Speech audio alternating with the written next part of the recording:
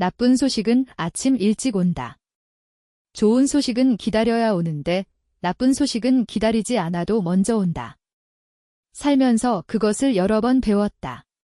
그리고 이 아침에도 예외가 없었다. 직원이 들어오는 발걸음 소리만 들어도 알 수 있었다. 다급한 것이다. 나쁜 것이다. 나는 손에 들고 있던 서류를 내려놓고 그 아이를 기다렸다. 이것이 두 번째 공격이다.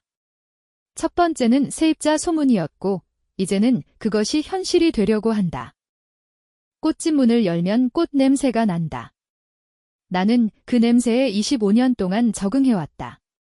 처음에는 너무 강해서 머리가 아팠다. 지금은 그 냄새가 없으면 오히려 이상하다. 익숙해진다는 것이 그런 것이다. 좋은 것도 익숙해지고 나쁜 것도 익숙해진다. 나쁜 소식도 이제는 너무 흔들리지 않는다. 충격이 없는 게 아니라 충격을 감당하는 법을 배운 것이다. 33년 동안 버티면서 배웠다. 대표님. 마포 건물 세입자 3분이 계약 해지 통보하셨어요. 거기다 거래처도 2곳이 계약갱신을 거절했대요. 정말 이상한 게 다 같은 이유거든요. 건물이 곧 팔린다고 불안하다고 하더래요. 거래처 2곳도 연락이 끊겼고요. 3명 거래처 2곳 이것이 현실이다. 예상했지만 현실은 다르다. 숫자로 들으니까 더 무섭다. 근데 이전에도 이렇게 여러 번 흔들렸다. 항상 버텨냈다. 숫자로 들으니 현실이 된다. 예상했지만 예상과 현실은 다르다. 직원이 불안해한다. 나도 안다. 이 위기가 얼마나 큰 것인지. 세입자 3명은 시작이다. 이것이 계속될 것이다. 김미연의 일은 이렇게 한다. 작게 시작해서 점점 커진다. 하지만 나는 이런 것들을 많이 봤다. 33년을 혼자 살면서 봤다. 작은 것부터 시작된 무너짐도 봤고 작은 것을 막아낸 반격도 봤다. 지금 내가 할 일은 명확하다. 누가 뭐라고 하던가요? 지난 33년 동안 나는 누군가의 반대를 많이 들었다. 할 수 없다. 됐다. 그만해라. 많은 사람들이 나를 말렸다. 그들이 모두 틀렸다고 할 수 없다. 하지만 내가 계속 나아갔기 때문에 나는 지금 여기 있다. 그래서 누가 뭐라고 하든 상관없다. 나는 간다.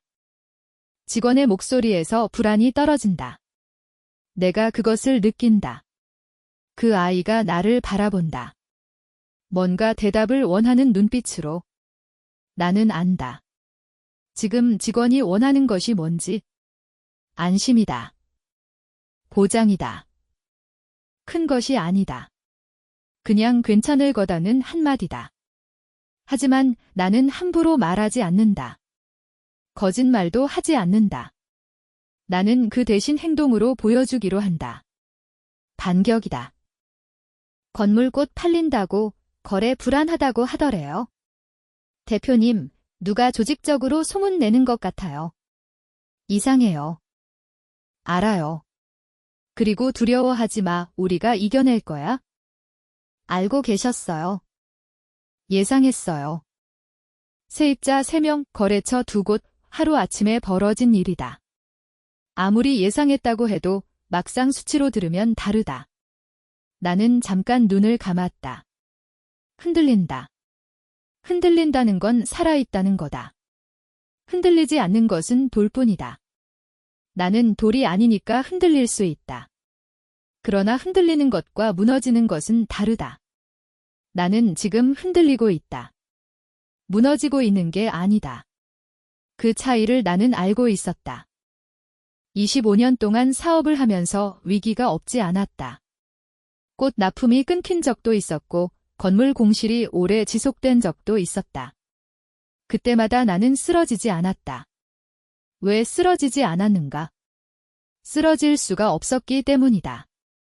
소연이가 있었고 소연이의 학비가 있었고 소연이의 끼니가 있었다. 나 한 사람이 버텨야만 이 아이가 산다는 것을 알았다. 그것이 나를 서게 만들었다. 그 근육은 여전하다. 지금도. 소연이가 고등학교 때 장학금을 받아온 날이 기억난다. 이것 받으면 내년 학비 걱정 덜 해도 된다고. 그 아이 얼굴이 뭔가 자랑스러우면서도 담담했다. 나는 그 아이를 안아줬다. 잘했다고 했다. 그러면서 속으로는 이 아이가 왜 이렇게 일찍 철이 들어야 했나 라는 생각을 했다. 철이 드는 게 나쁜 게 아닌데 어린 나이에 필요에 의해 철이 들어야 하는 상황이 안쓰러웠다. 내가 더 잘 벌었더라면 이 아이가 철들지 않아도 됐을까? 모르겠다. 그것도 결국은 지나간 일이다. 지금은 아니다. 지금 내가 할 일이 있다. 흔들린다는 건 살아있다는 거다. 나는 지금 흔들리고 있다. 근데 흔들리는 것과 무너지는 것은 다르다. 흔들리면서 뿌리를 확인하는 것이다. 내 뿌리는 얼마나 깊은가? 25년이다. 25년의 신뢰. 25년의 관계. 그것이 흔들릴까? 흔들릴 수도 있다. 하지만 뽑힐 수는 없다. 직원이 나간 후 혼자 남겨진 꽃집. 꽃들이 조용히 피어 있다. 오늘도 이 꽃들은 누군가의 집으로 가간다. 누군가의 환희에, 누군가의 슬픔에. 나는 오늘도 이 꽃들을 준비해야 한다. 위기라고 해서 꽃이 피는 것을 멈출 수는 없으니까. 소연이가 준혁 씨 조사 결과를 보내왔다. 이 아이는 법무법인에서 일하면서 이런 조사를 어떻게 하는지 안다. 나는 소연이가 무엇을 찾아내는지 궁금했다. 이준혁이라는 사람. 어제 만났을 때 그 불안한 눈빛. 무언가를 지키려는 사람. 무엇을 지키려는지 이제 알 것 같았다. 건설회사, 그것이 이 사람의 약점이다. 약점을 아는 것이 전투의 시작이다. 건설회사 적자. 담보대출 알아보는 중, 그러니까. 이거였네. 소연이의 목소리에 무언가가 있었다. 분노. 딸의 분노. 엄마는 느낄 수 있다. 그 아이가 무엇에 화내는지. 이 자료들을 보면서 이 아이가 깨달았을 것이다. 김미연이 얼마나 치밀하고 냉혹한지. 그 아이의 아버지를 낳은 여자가 얼마나 계산적인지. 그것이 이 아이를 화나게 만드는 것이다. 엄마. 응. 그 한 글자. 그것이 모든 것을 표현한다. 응, 듣고 있다. 말해봐. 그런 의미의 응. 이준혁 회사 망하기 직전이야. 그래서 김미연이 아파트 명예 건드리려는 거야? 아들 회사 담보 대출 받으려고. 그렇구나. 그렇구나. 내가 이미 알고 있다는 의미의 그렇구나. 그래서 소연이 목소리에 더 열정이 느껴진 것 같다. 엄마도 알고 있구나. 그렇다면 엄마는 뭘 할 것인가? 그것에 대한 기대가 느껴진다. 엄마, 화 안 나. 우리 사업까지 건드리는데. 나. 화난다. 당연하다. 화나지 않으면 인간이 아니다. 내가 화나지 않는다고 말하는 것이 아니라 화난다는 것을 인정하는 것이다. 엄마. 소연아. 화내면 실수해. 지금 우리가 실수하면 안 돼. 화내면 실수한다. 그것이 이 아이를 향한 나의 조언이다. 이 아이는 아직도 배우고 있다. 감정을 어떻게 다루는지. 나는 33년 동안 배웠다. 화는 나지만 화에 휘둘리지 않는 법을. 전화 너머로 전해지는 이 아이의 침묵. 이것이 이 아이가 나에게 배운 것이다.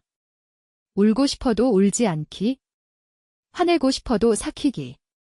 그것이 생존의 방식이었다. 그 침묵이 나를 더 아프게 했다. 이 아이가 받아들이고 있다. 더 이상 묻지 않는다. 더 이상 요구하지 않는다. 그냥 따른다. 엄마를 따른다. 알지. 알았어. 억누르고 있다. 이 아이가. 전화 너머로 느껴진다. 목소리가 억눌려 있다. 화를 삭힐 때의 그 목소리.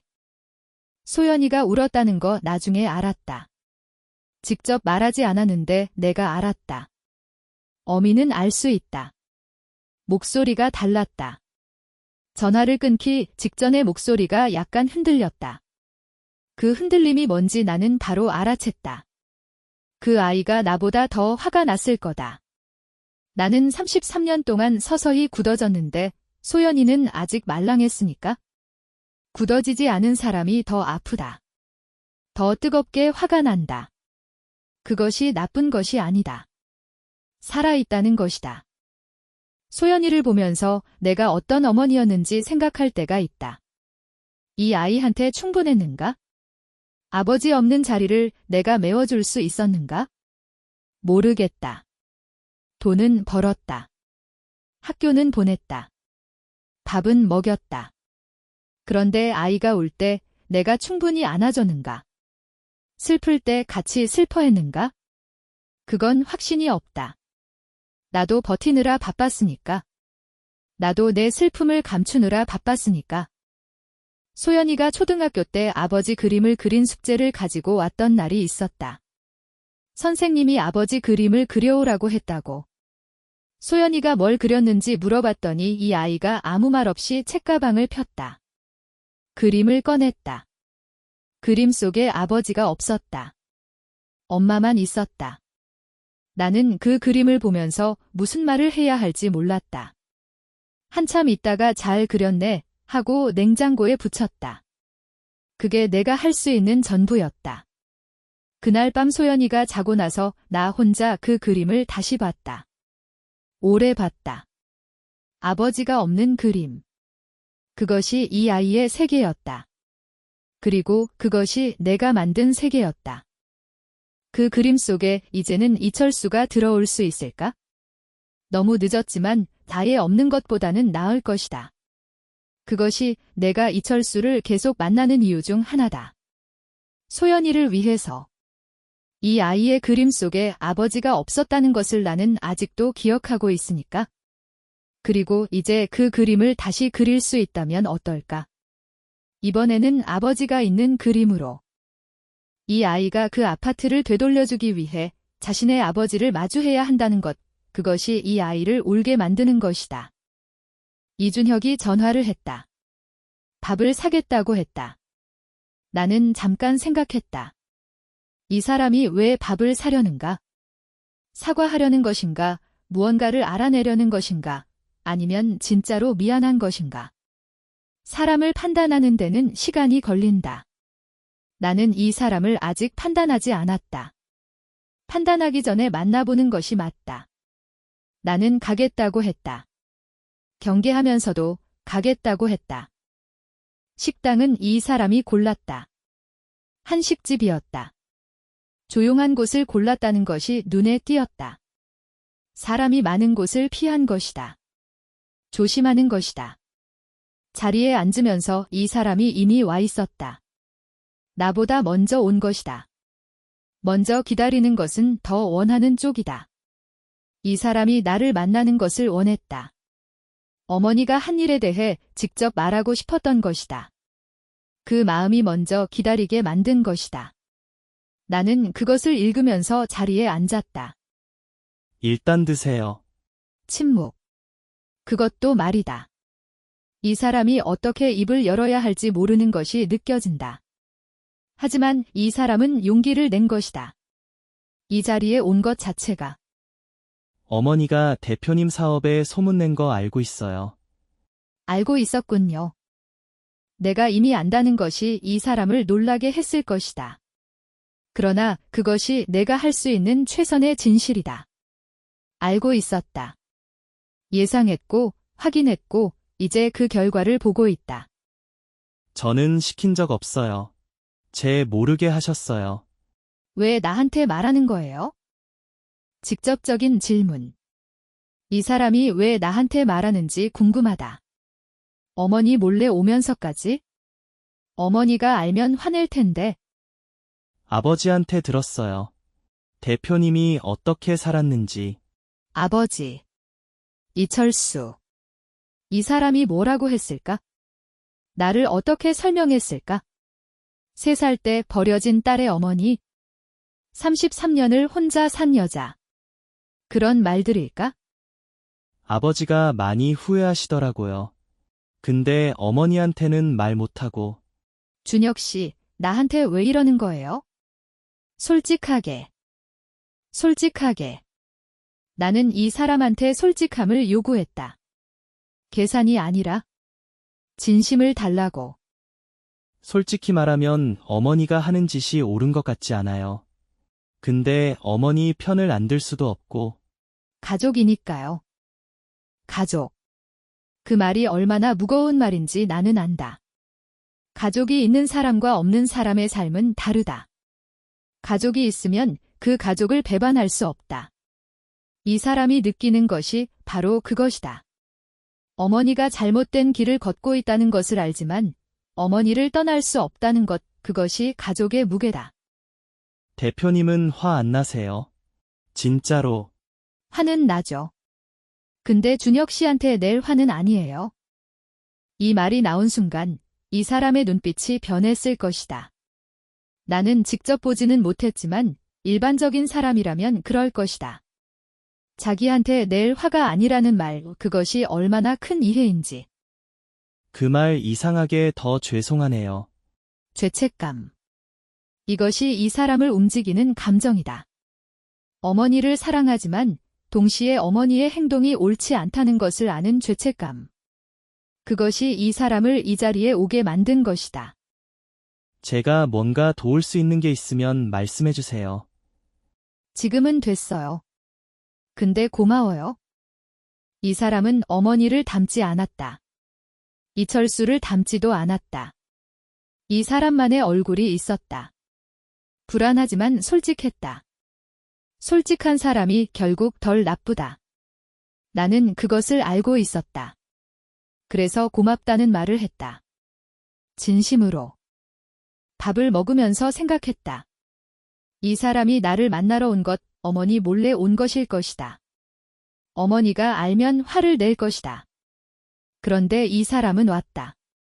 왜 왔을까? 단순히 미안해서만은 아닐 것이다. 이 사람도 뭔가 답을 찾고 있는 것이다. 아버지가 후회한다는 것을 알고 있고 어머니가 잘못된 방향으로 가고 있다는 것도 알고 있는데 그 사이에서 이 사람이 어디에 서야 하는지 모르는 것이다. 그 혼란이 이 사람을 오게 만든 것이다. 나는 그 혼란을 나쁘게 보지 않았다. 혼란은 아직 결정하지 않았다는 뜻이다. 결정하지 않은 사람은 움직일 수 있다. 준혁 씨가 내가 도울 것이 있으면 말하라고 했다. 나는 지금은 됐다고 했다. 그것이 진심이었다. 지금 당장은 이 사람에게 무언가를 부탁할 때가 아니다. 그런데 나중에는 다를 수도 있다. 이 사람이 어느 쪽을 선택하느냐에 따라. 아직은 모른다. 지켜봐야 한다. 이준혁의 회사가 망하기 직전이라는 것을 나는 그 자리에서 말하지 않았다. 알고 있다는 것을 굳이 드러낼 필요가 없었다. 나는 그냥 들었다. 이 사람이 무슨 말을 하는지, 어떤 눈빛인지. 사람은 말뿐 아니라 눈빛으로도 말한다. 준혁 씨의 눈빛은 괜찮다고 하지 않아도 된다고, 솔직해도 된다고 말하는 것 같았다.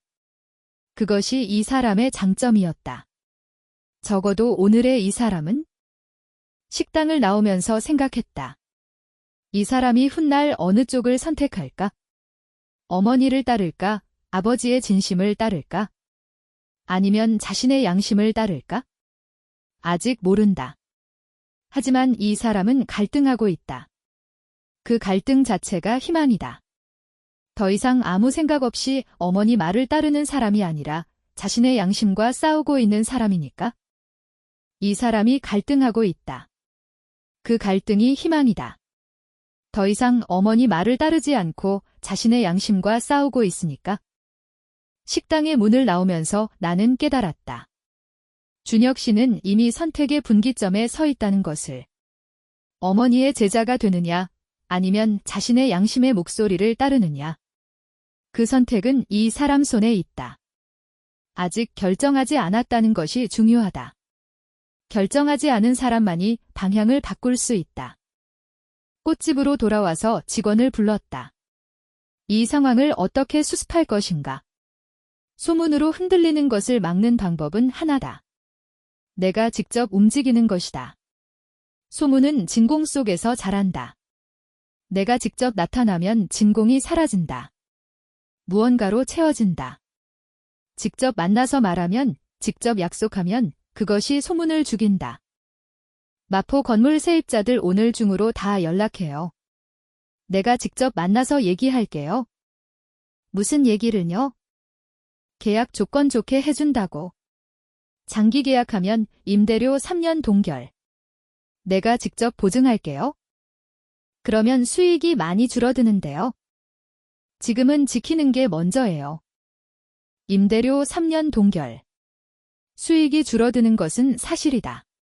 그러나 세입자를 잃는 것보다 낫다. 한번 비어버린 자리는 다시 채우는데 시간이 걸린다. 비어있는 동안에는 아무것도 없다. 영수는 마이너스가 된다. 지금 조금 양보해서 세입자를 붙잡는 것이 장기적으로 더 낫다. 그것이 25년 동안 배운 경영의 핵심이다. 알겠습니다. 직원이 안심했다. 그 표정을 보면서 나는 생각했다. 이것이 리더십이라는 것을. 큰 말을 하지 않아도 확신을 가지고 행동하면 사람들은 따른다. 내가 흔들리지 않으면 그들도 흔들리지 않는다. 그것이 25년 동안 배운 것이다. 세입자들에게 전화를 돌리면서 한 명 한 명 얼굴이 떠올랐다. 1층 편의점 사장님. 5년째다. 처음에 계약할 때 아이가 둘이었는데 지금은 셋이다. 그 사람이 얼마나 열심히 일했는지 나는 본다. 새벽에 오고 밤에 나간다. 아이들 교육비를 벌기 위해서. 나와 비슷하다. 혼자서 여러 명을 먹여 살리는 사람의 그 눈빛. 나는 그것을 안다. 2층 미용실 원장님. 8년이 됐다. 처음에는 직원 1명이었는데 지금은 셋이다. 이 사람도 얼마나 열심히 살았는지 나는 본다. 작은 가게에서 시작해서 키워낸 것, 그것도 나의 길과 비슷하다. 3층 피아노 학원. 2년이 안 된다. 젊은 선생님. 꿈을 가지고 시작한 학원. 아직 적자일 수도 있다. 하지만 이 사람은 믿을 만한 사람이다. 그래서 계약했다. 이 사람들의 시간이 이 건물 안에 있다. 나와 이 사람들의 관계가 이 건물 안에 있다. 건물이 팔린다는 소문은 이들의 꿈을 흔드는 것이다. 나는 그것을 허락할 수 없다. 김미연이 소문 몇 마디로 그것을 흔들 수 있다고 생각하는 것이다. 그러나 관계는 소문보다 강하다. 나는 그것을 믿었다. 그리고 맞았다. 전화를 받은 세입자들이 안심했다. 고마워했다. 대표님이 직접 전화하셨으니 믿겠다고 했다.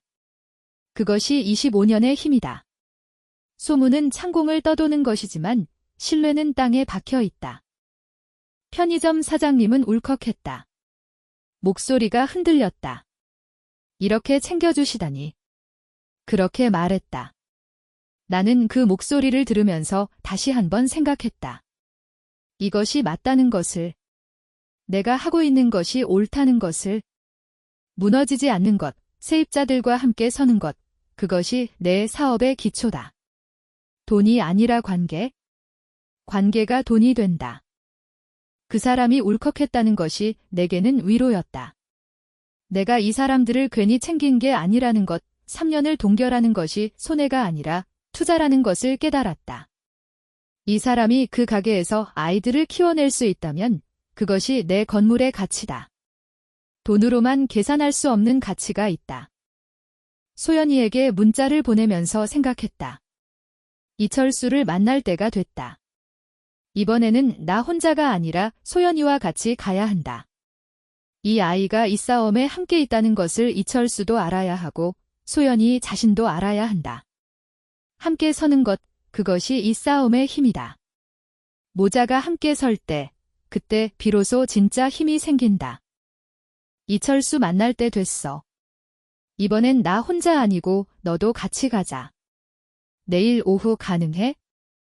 문자를 보낸 후 핸드폰을 들었다. 소연이가 언제 회신할까?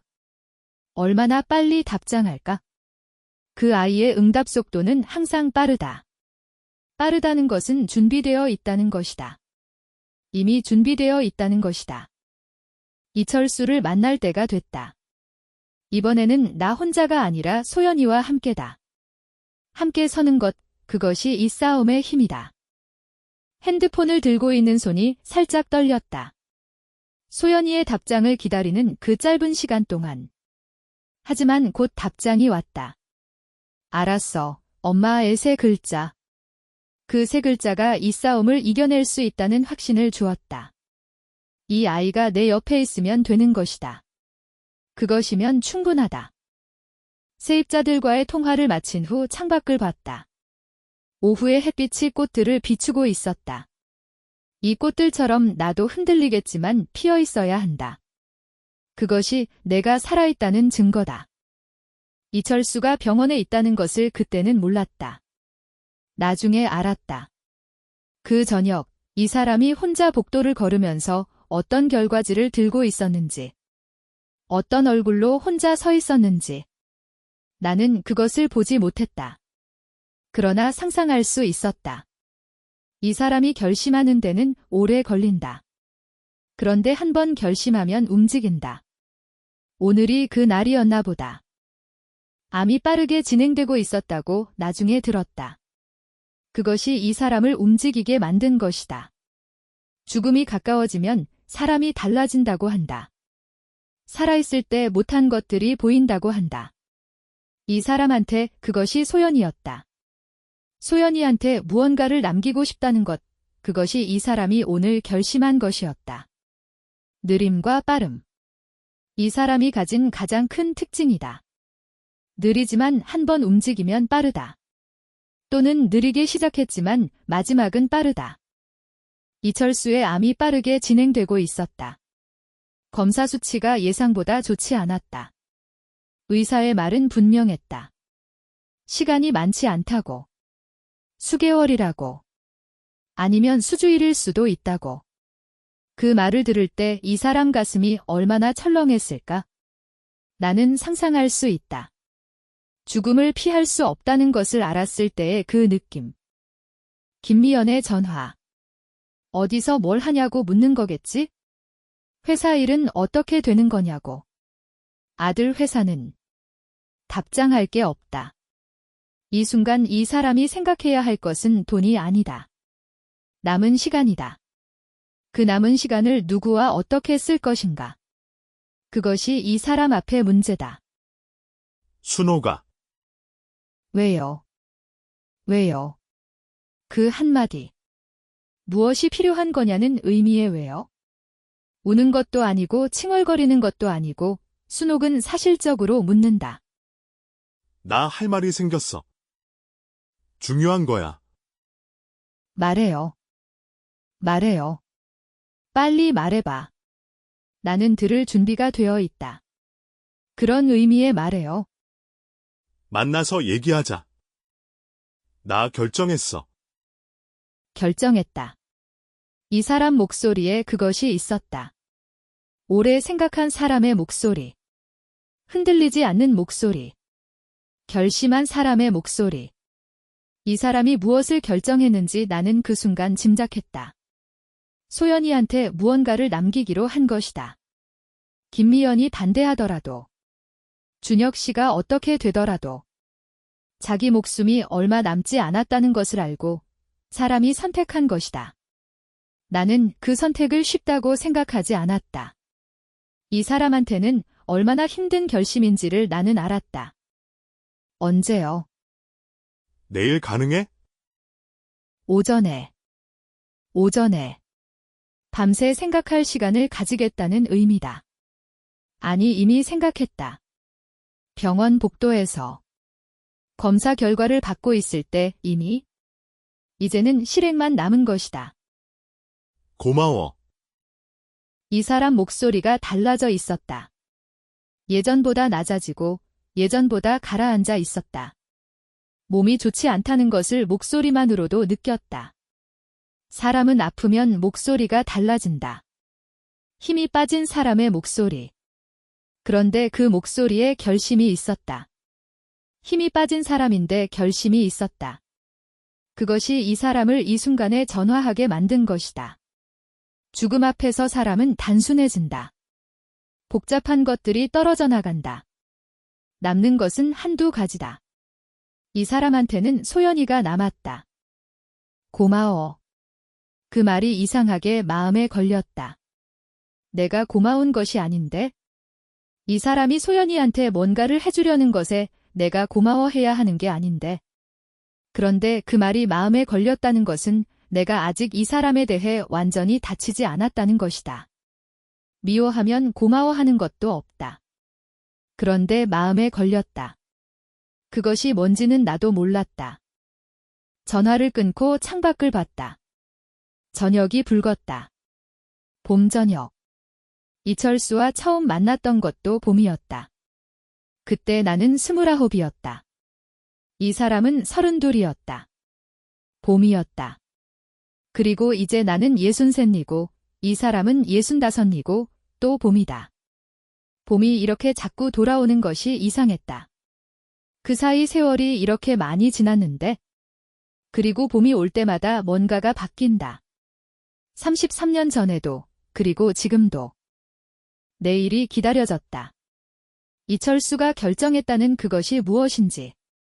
나는 그것이 소연이한테 좋은 것이기를 바랐다.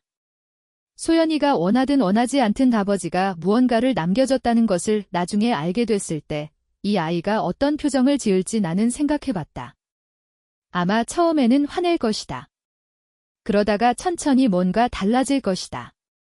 사람은 받으면 달라진다. 아무것도 안 받으면 아무것도 없다.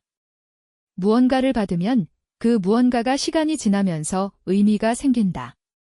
나는 소연이가 나중에 그 의미를 찾을 수 있기를 바랐다.